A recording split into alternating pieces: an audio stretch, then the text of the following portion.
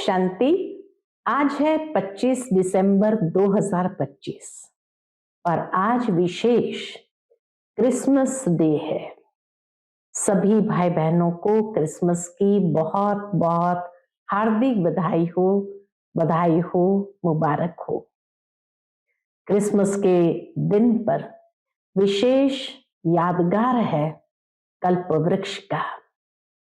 जब Christmas tree को सजाते हैं और ऊपर में एक बड़े स्टार को रखते हैं कि जब ये कल्प वृक्ष पूरा विकसित हो जाता है तब सुप्रीम स्टार शिव बाबा इस कल्प वृक्ष के हर आत्मा का उद्धार करने के लिए अवतरित होते हैं।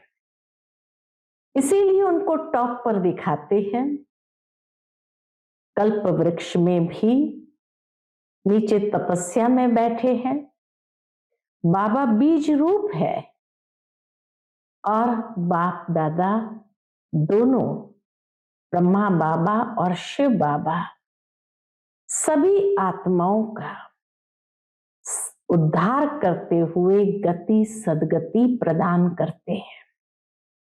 ज्ञान गुण शक्तियों के अनेक गिफ्ट्स देते हुए पूरे आदि मध्य अंत का रहस्य समझाते हुए सबकी श्रेष्ठ गति करते हैं। तो उसी क्रिसमस ट्री का यादगार अर्थात कल्प वृक्ष का यादगार बीज रूप बाबा आकर के हम सब बच्चों को पुनः उस नए वृक्ष के सैपलिंग लगाने के कार्य में मददगार बनाते हैं।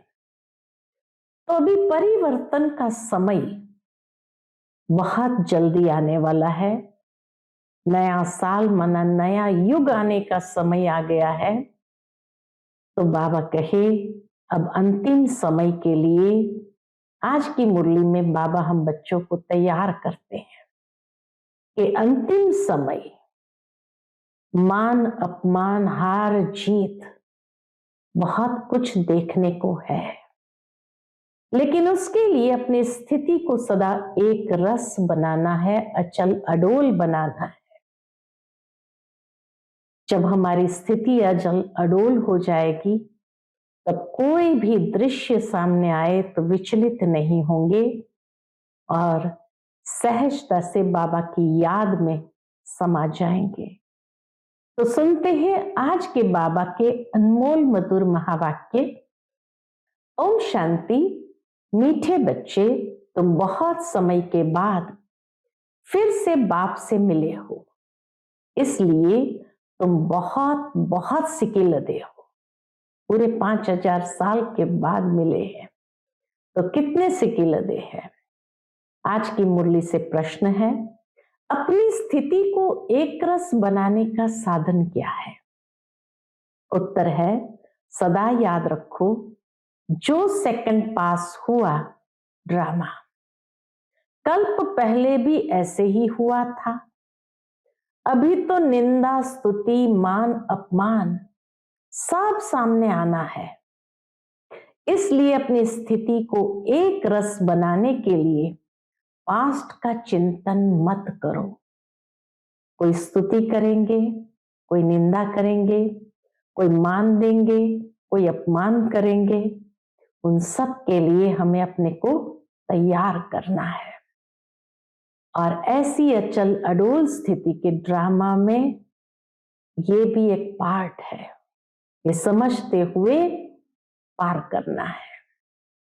अगर विचलित हो गए तो बहुत परेशानी महसूस करनी पड़ेगी। ओम शांति। रूहानी बच्चों प्रति रूहानी बाप समझा रहे हैं। रूहानी बाप का नाम क्या है? शिव बाबा। वह सब रूहों का बाप है। सब रूहानी बच्चों का नाम क्या है? रूहानी बाप का नाम है शिव बाबा। रूहानी बच्चों का नाम क्या है? आत्मा। जीव का नाम पड़ता है, आत्मा का नाम वही रहता है। यह भी बच्चे जानते हैं सत्संग ढेर है, यह है सच्चा सच्चा सत का संग, जो सत बाप राजयोग सिखाकर हमको सतयुग में ले जाते हैं। सच्चा सच्चा सत का संग, जो सत बाप राजयोग सिखाकर हमको सतयुग में ले जाते हैं। ऐसे और कोई भी सत्संग व पाठशाला नहीं हो सकती है। यह भी तुम बच्चे जानते हो, सारा सृष्टि चक्र तुम बच्चों की बुद्धि में है। तुम बच्चे ही स्वदर्शन चक्रधारी हो। बाप बैठ समझाते हैं ये सृष्टि चक्र कैसे फिरता है। किसको भी समझाओ तो चक्र के सामने खड़ा करो। अब तुम इस तरफ जाएंगे, इस दुनिया से उस दुनिया की ओर जाएंगे, अर्थात पुरानी से नई दुनिया की ओर। बाप जीव आत्माओं को कहते हैं, क्या कहते हैं? अपने को आत्मा समझो। ये नई बात नहीं है, जानते हो, कल्प कल्प सुनते हैं, अब फिर से सुन रहे हैं। तुम्हारी बुद्धि में कोई भी देहधारी बाप टीचर गुरु नहीं है। तुम जानते हो विदेही शिव बाबा हमारा टीचर गुरु है, और कोई भी सत्संग आदि में ऐसी बातें नहीं करते होंगे। ऐसी बातें कोई सुना ही नहीं सकते हैं। मधुबन तो यह एक ही है, वो फिर एक मधुबन वृंदावन में दिखाते हैं। वह भक्ति मार्ग में मनुष्य ने बैठ बनाया है। प्रैक्टिकल मधुबन तो यह है, तुम्हारी बुद्धि में है कि हम सतयुग त्रेता से लेकर पुनर्जन्म लेते लेते अभी संगम युग पर आकर खड़े हुए हैं। इसलिए पुरुषोत्तम बनने के लिए संगम युग पर आकर खड़े हुए हैं, इसलिए पुरुषोत्तम बनने के लिए हमको बाप ने आकर स्मृति दिलाई है। 84 जन्म कौन और कैसे लेते हैं वह भी तुम जानते हो। मनुष्य तो सिर्फ कह देते हैं, समझते कुछ नहीं। बाप अच्छी रीति समझाते हैं। सतयुग में सतो प्रधान आत्माएं थी, तो शरीर भी सतो प्रधान थे। इस समय तो सतयुग नहीं है, यह है कलयुग। गोल्डन एज में हम थे, फिर चक्कर लगाकर पुनर्जन्म लेते लेते हम आयरन एज में आ गए। फिर से चक्कर जरूर लगाना है, अभी जाना है अपने घर। तुम सिक्की लदे बच्चे हो ना। सिक्की लदे उनको कहा जाता है जो गुम हो जाते हैं, फिर बहुत समय के बाद मिलते हैं। सिक्की लदे का मतलब बाबा बताते कि सिक्की लदे उनको कहा जाता जो गुम हो जाते हैं। जैसे कोई मेले में गुम हो जाते और फिर बहुत समय के बाद, बहुत सालों के बाद मिलते हैं। तुम 5000 वर्ष के बाद आकर मिले हो ना। दुनिया के मेले में, दुनिया की भीड़ में हम सब खो गए और 5000 साल के बाद आकर मिले हैं। तुम बच्चे ही जानते हो, ये वही बाबा है जिसने 5000 वर्ष पहले इस सृष्टि चक्र का हमको ज्ञान दिया था, स्वदर्शन चक्रधारी बनाया था। अभी फिर से बाप आकर मिले हैं, इसलिए जन्म सिद्ध अधिकार देने के लिए यहां बाप रियलाइज कराते हैं। इसमें आत्मा के 84 जन्म की भी रियलाइजेशन आ जाती है।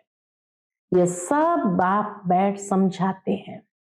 जैसे 5000 वर्ष पहले भी समझाया था, मनुष्य को देवता या कंगाल को सिरताज बनाने के लिए 5000 साल पहले भी बाबा ने आकर समझाया था, ताकि मनुष्य को देवता या कंगाल को सिरताज बना सके। तुम समझते हो हमने 84 पुनर्जन्म लिए हैं। जिन्होंने नहीं लिए हैं वह यहां सीखने के लिए आएंगे भी नहीं। जिन्होंने 84 पुनर्जन्म नहीं लिए हैं, वो यहां सीखने के लिए आएंगे भी नहीं। कोई थोड़ा समझेंगे, नंबरवार तो होते हैं ना, अपने अपने घर गृहस्थ में रहना है। सब तो यहां नहीं आकर बैठेंगे, रिफ्रेश होने वह आएंगे, मधुबन में रिफ्रेश होने वह आएंगे जिनको बहुत अच्छा पद पाना होगा। कम पद वाले जास्ती पुरुषार्थ भी नहीं करेंगे। ये ज्ञान ऐसा है, थोड़ा भी पुरुषार्थ किया तो वो व्यर्थ नहीं जाएगा, सजा खाकर आ जाएंगे। पुरुषार्थ अच्छा करते तो सजा भी कम होती। याद की यात्रा बिगर विकर्म विनाश नहीं होंगे। यह तो घड़ी घड़ी अपने को याद कराओ। कोई भी मनुष्य मिले पहले तो उनको ये समझाना है। क्या समझाना है? अपने को आत्मा समझो। ये नाम तो पीछे शरीर पर मिले हैं, इसको बुलाएंगे शरीर के नाम पर। इस संगम पर ही बेहद का बाप रूहानी बच्चों को बुलाते हैं। ये मेरे मीठे रूहानी बच्चे कह करके बुलाते हैं। तुम कहेंगे रूहानी बाप आया है, बाप कहेंगे रूहानी बच्चे। पहले रूह फिर बच्चों का नाम लेते हैं। रूहानी बच्चों, तुम समझते हो रूहानी बाप क्या समझाते हैं? पूछते बाबा, रूहानी बच्चों तुम समझते हो रूहानी बाप क्या समझाते हैं? तुम्हारी बुद्धि जानती है, शिव बाबा इस भागीरथ पर विराजमान है, हमको वही सहज राजयोग सिखा रहे हैं। और कोई मनुष्य मात्र नहीं जिसमें बाप आकर राजयोग सिखाए। वह बाप आते ही है पुरुषोत्तम संगम युग पर, और कोई भी मनुष्य कभी ऐसे कह न सके, समझा न सके। यह भी तुम जानते हो, यह शिक्षा कोई इस बाप की नहीं है। ये सारी पढ़ाई शिक्षाएं इस बाप की, ब्रह्मा बाप की नहीं है। इनको तो ये मालूम ही नहीं था कि कलयुग खत्म हो, सतयुग आना है। इनका अब कोई देहधारी गुरु नहीं है, और तो सब मनुष्य मात्र कहेंगे हमारा फलाना गुरु है, फलाना ज्योति ज्योत समाया। सबके देहधारी गुरु है। धर्म स्थापक भी देहधारी है। ये धर्म किसने स्थापन किया? परम पिता परमात्मा त्रिमूर्ति शिव बाबा ने ब्रह्मा द्वारा स्थापन किया। दैवी धर्म किसने स्थापन किया? परम पिता परमात्मा त्रिमूर्ति शिव बाबा ने ब्रह्मा द्वारा स्थापन किया। इनके शरीर का नाम ब्रह्मा है। क्रिश्चियन लोग कहेंगे क्राइस्ट ने यह धर्म स्थापन किया। क्रिश्चियन धर्म क्राइस्ट ने स्थापन किया। वह तो देहधारी है, चित्र भी है। इस धर्म के स्थापक का चित्र क्या दिखाएंगे? देवता धर्म के स्थापक का चित्र क्या दिखाएंगे? शिव का ही दिखाएंगे। शिव के चित्र भी कोई बड़े कोई छोटे बनाते हैं, है तो वह बिंदी ही, नाम रूप भी है, परंतु अव्यक्त। इन आंखों से ही नहीं देख सकते, अव्यक्त है। शिव बाबा तुम बच्चों को राज्य भाग्य देकर गए हैं, तब तो याद करते हैं ना। शिव बाबा कहते हैं मन मना भव, मुझ एक बाप को याद करो, इसकी स्तुति नहीं करनी है। कोई देहधारी की स्तुति यानी महिमा नहीं करनी है। आत्मा की बुद्धि में कोई देह याद न आए, ये अच्छी रीति समझने की बात है। हमको शिव बाबा पढ़ाते हैं, सारा दिन ये रिपीट करते रहो। कौन पढ़ाते हैं? उस बात को स्मृति में लाते रहो। शिव भगवान वाच, पहले पहले तो अलफ ही समझना पड़े। ये पक्का नहीं किया और बेते बताई तो कुछ भी बुद्धि में बैठेगा नहीं। अलफ बे पे टे से जैसे हमारी ABCD होती है, तो उर्दू के अंदर अलफ, बे, ते ऐसे करते हैं। तो बाबा कहते हैं पहले पहले तो अलफ ही समझना पड़े, ये पक्का नहीं किया तो बे ते बताई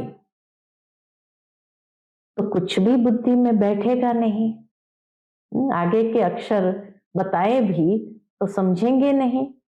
कोई कह देते ये बात तो राइट है, कोई कहते इस समझने में तो टाइम चाहिए, कोई कहते विचार करेंगे, किस्म किस्म के आते हैं। यह है नई बात। परम पिता परमात्मा शिव आत्माओं को बैठ पढ़ाते हैं, विचार चलता है क्या करे जो मनुष्य को यह समझ में आ जाए। शिव ही ज्ञान का सागर है। आत्मा को ज्ञान का सागर कैसे कहते हैं? जिसको शरीर ही नहीं है, ज्ञान का सागर है, तो जरूर कभी ज्ञान सुनाया है, तब तो उनको ज्ञान सागर कहते हैं। ऐसे क्यों कहेंगे? कोई बहुत पढ़ते हैं तो कहा जाता है ये तो बहुत वेद शास्त्र पढ़े हैं, इसलिए शास्त्री अथवा विद्वान कहा जाता है। बाप को ज्ञान का सागर अथॉरिटी कहा जाता है। जरूर होकर गए हैं, पहले तो पूछना चाहिए अभी कलयुग है या सतयुग, नई दुनिया है या पुरानी दुनिया। एम ऑब्जेक्ट तो तुम्हारे सामने खड़ा है। ये लक्ष्मी नारायण अगर होते तो उन्हों का राज्य होता। ये पुरानी दुनिया कंगालपन ही नहीं होता। अभी तो सिर्फ इन्हों के चित्र है, मंदिर में मॉडल्स दिखाते हैं, नहीं तो उन्हों के महल बगीचे आदि कितने बड़े बड़े होंगे। सिर्फ मंदिर में थोड़ी रहते होंगे, देवताओं के तो बड़े बड़े महल होंगे, खाली इतनी छोटी कोठरी में थोड़ी रहेंगे। प्रेसिडेंट का मकान कितना बड़ा है। देवी देवता तो बड़े बड़े महलों में रहते होंगे, बहुत जगह होगी, वहां डरने आदि की बात ही नहीं होती। सदैव फुलवाड़ी रहती है, कांटे होते ही नहीं, वह है ही बगीचा। वहां तो लकड़ियां आदि जलाते नहीं होंगे, लकड़ियां जलाने की आवश्यकता ही नहीं। लकड़ियों में धुआं होता है तो दुख फील होता है। वहां हम बहुत थोड़े टुकड़े में रहते हैं, पीछे वृद्धि को पाते जाते हैं। बहुत अच्छे अच्छे बगीचे होंगे, खुशबू आती रहेगी, जंगल होगा ही नहीं। अभी फीलिंग आती है, देखते तो नहीं है लेकिन फीलिंग आती है कि हम ऐसे बगीचे में जाएंगे।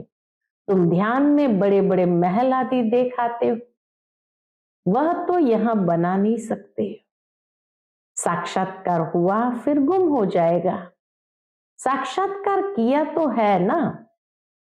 राजाएं प्रिंस प्रिंसेस होंगे, बहुत रमणीक स्वर्ग होगा। बाबा कहते हैं स्वर्ग कैसा होगा? बहुत रमणीक स्वर्ग होगा। जैसे यहाँ मैसूर आदि रमणीक है, ऐसे वहां बहुत अच्छी हवाएं लगती रहती है। मैसूर का वृंदावन गार्डन मशहूर माना जाता था एक समय में, इसीलिए बाबा उसको कहते हैं जैसे यहाँ मैसूर आदि रमणीक है, ऐसे वहां बहुत अच्छी हवाएं लगती रहती है। पानी के झरने बहते रहते हैं। आत्मा समझती है हम अच्छी अच्छी चीजें बनाएं।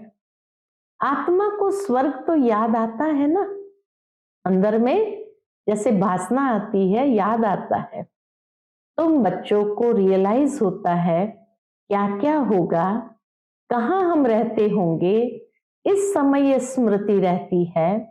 चित्रों को देखो, तुम कितने खुश नसीब हो, वहां दुख की कोई बात ही नहीं होगी।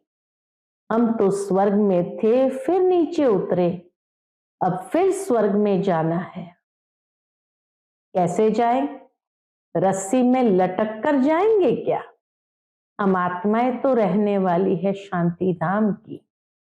बाप ने स्मृति दिलाई, अब तुम फिर देवता बन रहे हो और दूसरों को बना रहे हो। कितने घर बैठे भी साक्षात्कार करते हैं, बांधेलियों ने कभी देखा थोड़ी है। बाबा कहते बांधेलियों ने कभी देखा थोड़ी है कैसे आत्मा को उछल आती है। अपना घर नजदीक आने से आत्मा को खुशी होती है। समझते हैं बाबा हमको ज्ञान देकर श्रृंगारने आए हैं, आखिर एक दिन अखबारों में भी पड़ेगा। अभी तो स्तुति, निंदा, मान, अपमान सब सामने आता है। जानते हैं कल्प पहले भी ऐसे हुआ था। जो सेकंड पास हो गया उसका चिंतन नहीं करना होता। अखबारों में कल्प पहले भी ऐसे पड़ा था, फिर पुरुषार्थ किया जाता है। हंगामा तो जो हुआ था सो हो गया, नाम तो हो गया ना, फिर तुम रिस्पॉन्ड करते हो। कोई पढ़ते हैं, कोई नहीं पढ़ते हैं, फुर्सत नहीं मिलती और कामों में लग जाते हैं। अभी तुम्हारी बुद्धि में है ये बेहद का बड़ा ड्रामा है। टिक टिक चलती रहती है, चक्र फिरता रहता है। एक सेकंड में जो पास हुआ फिर 5000 वर्ष बाद रिपीट होगा। जो हो गया सेकंड बाद ख्याल में आता है ये भूल हो गई। मानो कोई भूल हो जाती है, सेकंड पास हुआ फिर याद आता है ये भूल हो गई, ड्रामा में नूंद गया। कल्प पहले भी ऐसे ही भूल हुई थी, पास्ट हो गई, अब फिर आगे के लिए नहीं करेंगे। पुरुषार्थ करते रहते हैं, तुमको समझाया जाता है घड़ी घड़ी ये भूल अच्छी नहीं है, ये कर्म अच्छा नहीं है, दिल खाती होगी, हमसे ये खराब काम हुआ। बाप समझाने देते हैं ऐसे नहीं करो, इसको दुख होगा, मना की जाती है। कोई ऐसा कर्म होगा तो बाबा समझाने देते हैं ऐसे नहीं करो, इसको दुख होगा, तो बाबा मना करते हैं। बाप बतला देते हैं ये काम नहीं करना। बिगर पूछे चीज उठाया उसको चोरी कहा जाता है। ऐसे काम मत करो, कड़वा मत बोलो। आजकल दुनिया देखो कैसी है, कोई नौकर पर गुस्सा किया तो वह भी दुश्मनी करने लग पड़ते हैं। वहां तो शेर बकरी आपस में खीर खंड रहते हैं। लून पानी और खीर खंड, एक है नमक वाला पानी, दूसरा है खीर खंड। सतयुग में सब मनुष्य आत्माएं आपस में खीर खंड रहती है और इस रावण की दुनिया में सब मनुष्य लून पानी है।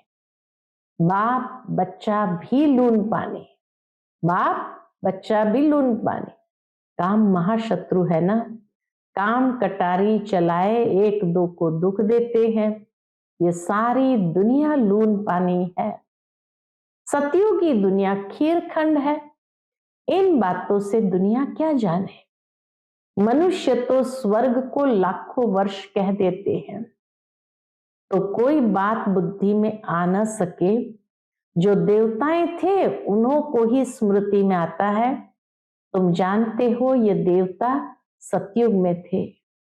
जिसने 84 जन्म लिए हैं वही फिर से आकर पढ़ेंगे और कांटों से फूल बनेंगे।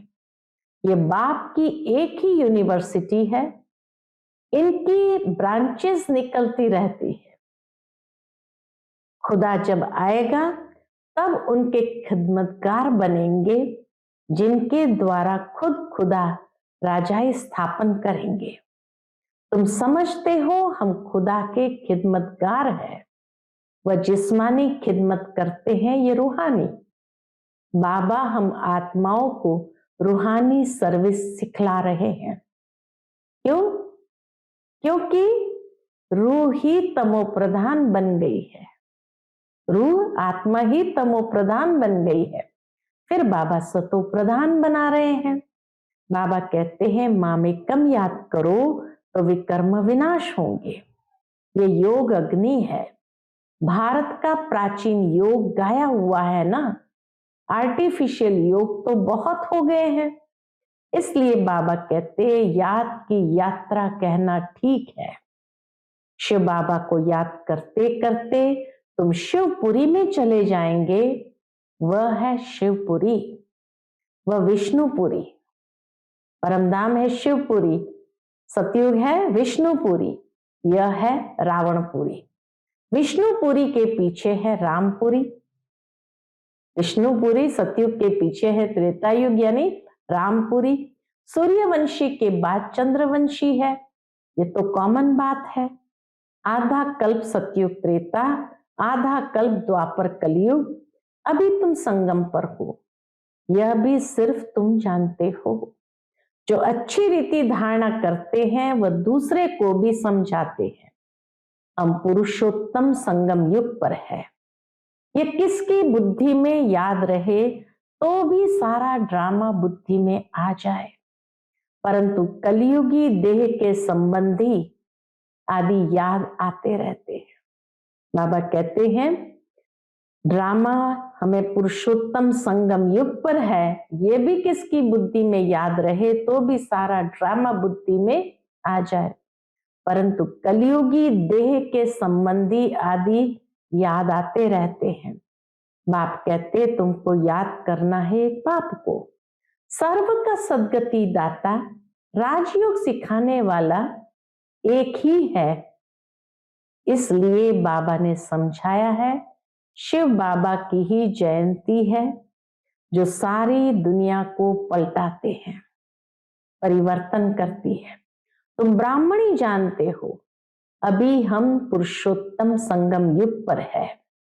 जो ब्राह्मण है उनको ही रचयिता और रचना का ज्ञान बुद्धि में है, बाकी किसको भी रचता और रचना का ज्ञान है ही नहीं। अच्छा, मीठे मीठे सिकिलदे बच्चों प्रति माता पिता बाप दादा का याद प्यार और गुड मॉर्निंग। रूहानी बाप की रूहानी बच्चों को नमस्ते।